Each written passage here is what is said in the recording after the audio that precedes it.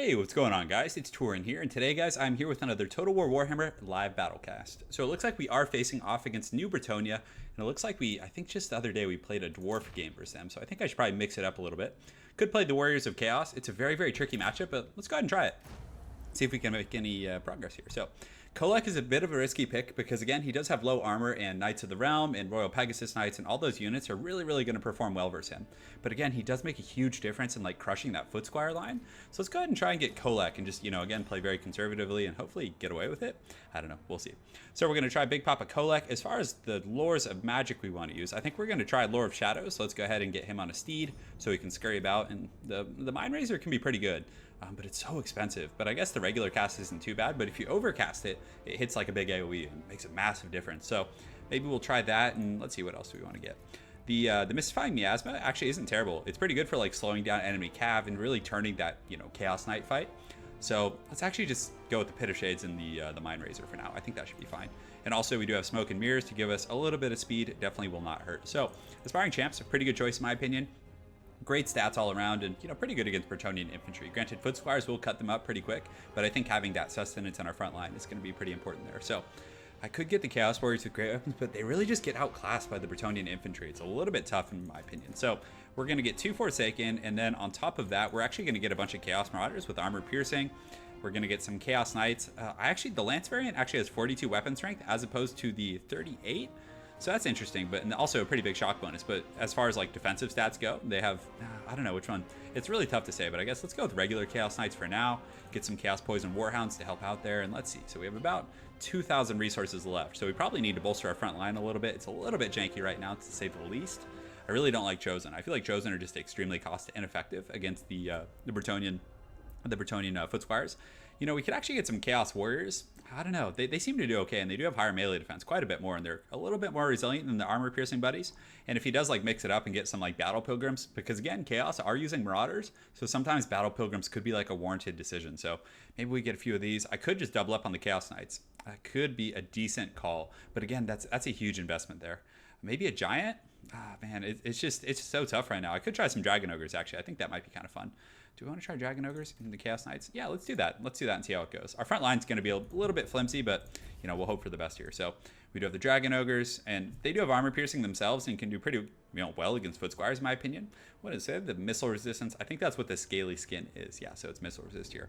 I'm actually tempted to cut the Chaos Knights now that we have the Dragon Ogres here. Let's go ahead and cut them and kind of get a little bit of meat in our front line here. So we could get some regular Chaos Warriors, I think, should be fine. And let's see if we can cut some corners here on KHOLEK to afford a second group. So all right, so what we're going to do is just play very defensively and just kind of like push up and try and use the Lore of Shadows. And then if he does come in with any aggressive cav force, we're going to use the Dragon Ogres in conjunction with the Chaos Poison Warhounds. KHOLEK is a very risky pick here. Very, very risky. So it looks like my opponent's saying something to me. So, ready when you are. Cool, man.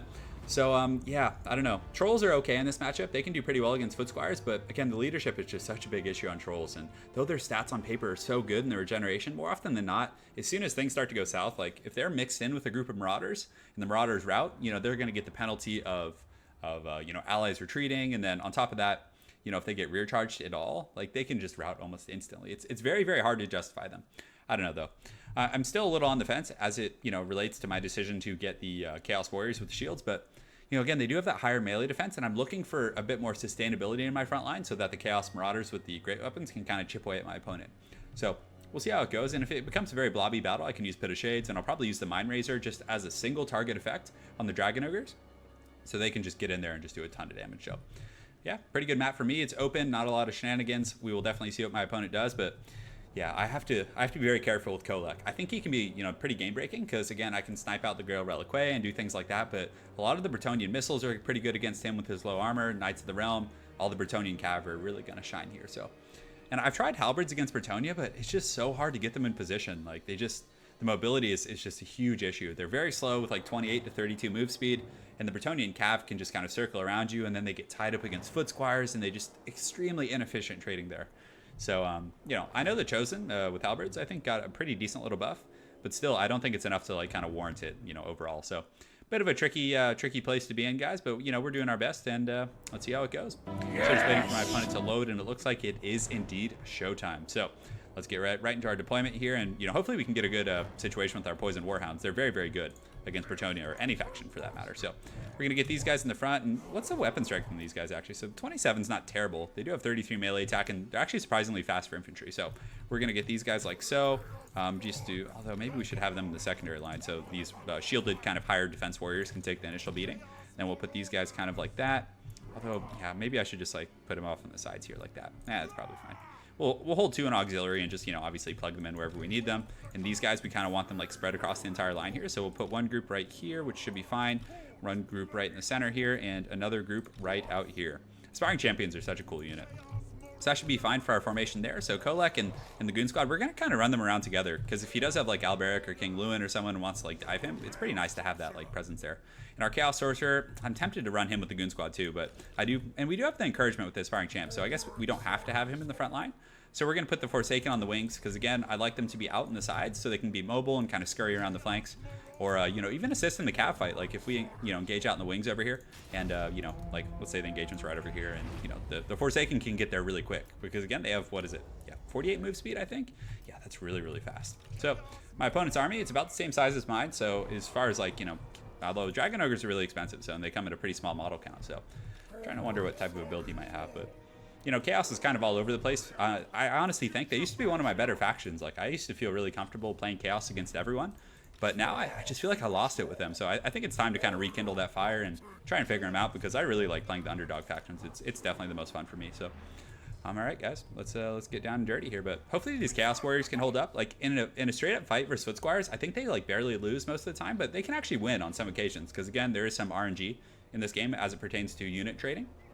So yeah, the Chaos Warriors can do well, and I feel like they last longer than the ones with great weapons. Like, if he does have Battle Pilgrims, these guys are going to be very, very tough to kill. So he does have the Royal Pegasus Knights, which is totally fine. I'm A-okay with that, because again, I did not get an Air Force, and if he decides to, come after KHOLEK, I have a pretty scary little beat squad right here, and those Poison Warhounds will lock them down, and these guys with their anti-large armor piercing will just put them in a trash can. So I feel like our build's actually pretty good.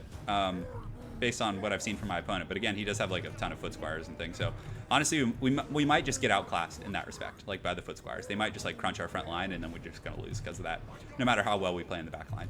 So he actually looks like he has some halberds, men-at-arms with polearms, which isn't a bad choice against Chaos, because Chaos can bring some large and giants and things like that, or Shaggots even. So pretty good choice there, but that's going to be really good for our Forsaken. We're probably just going to want to engage them there. And just kind of, it's really important to stay high and tight so he doesn't like cycle charge. And you can see he's like feigning charges and things. People do that a lot. Just, kind of keep me on my toes, force me to be on top of things. But man, this always bothers me when things can just sit above my army and I can't do anything about it.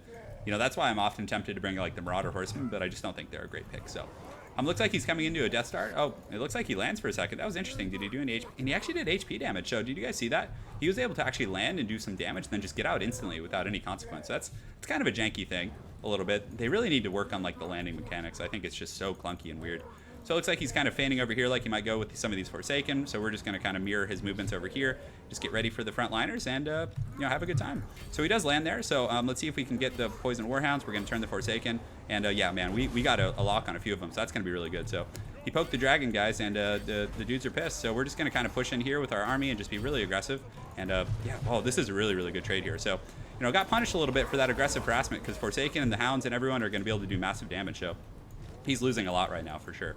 So he does have some Knights or Grail Knights over there, actually. So we're able to actually just, I think, almost shatter these guys, which is really, really nice. So let's just get all these guys continuing to chase here and just trying to, get engaged with my opponent, essentially. We don't want to let this battle get drawn out. So we're going to push these guys in like so, and we're able to finish them off. So we're going to pull these guys back to the front line right now, make sure everyone's engaging appropriately, and so far, so good. All right, great. So he does have some Knights over here, so they're going to get some pretty decent little cycle charging on me, I would imagine, on the flank. So we're just going to pull the Dragon Ogres and a group of Forsaken, just get them ready to go, and we have a lot of Winds of Magic. So let's go ahead and see where he's blobbing up here, and it looks like he does have, yeah, no serious blobs yet. I'm actually going to just try and be patient here. We're going to get those Forsaken into those guys. They will break their charge. Yeah, that's actually really nice. So he didn't get like a great charge, and then it's going to allow my other units here to catch up. So with Big Papa KHOLEK, we're going to go ahead and use a Lord of the Storm right here on these Foot Squires. He does have the healing, which is going to be pretty, tough to deal with, but you can see the Poison Hounds are going to get here. KHOLEK's going to get here. I'm tempted to put these guys after the Paladin. That might be a better choice here. So KHOLEK, we're going to put in group 3 and micro him separately. And then here we're also going to use the Mind Razor on these Dragon Ogres. So when they get in here, they're going to do some serious work for sure. So we'll also use the Arcane Conduit. KHOLEK's doing a pretty good job. You can see he terror routed. So we're going to actually just have KHOLEK start sniping out his heroic units here, which is going to be pretty good, I think. And you can see we're getting some good work in against these boys. So we want to look for a blob right now. He does have a pretty significant blob right there. So we're going to go ahead and use the Pit of Shades there. Overcasting it might have been a little bit better, but man, we're able to actually do really well for ourselves. That Pit of Shades definitely making some good contact there. So very, very good stuff. So over here, we're trading well. The Dragon Ogres are saturated with fodder units. Things are going pretty well for me. Big Papa KHOLEK's doing good work against his Paladin. And actually our Chaos Warriors in the front line held up quite well. So a lot of the Bretonnian troops are getting worn down, and losing those Royal Pegasus Knights early was just a horrible, horrible situation for my opponent. So we're going to kind of pull these guys over here and get these guys over here in the back and just, KHOLEK, pretty much finish that guy off. So we're going to pull him, have him go after the other Paladin, and we just want to keep pressuring these guys. And with the Poison Warhounds, tactical retreats pretty much just aren't viable. Like you're just going to get caught, you're going to get chased, and it's going to be, a bad day at Blackrock for you. So KHOLEK, again, just kind of moving him down the chain, going after some of these units, and you can see my opponent does have those Royal Pegasus Knights coming back.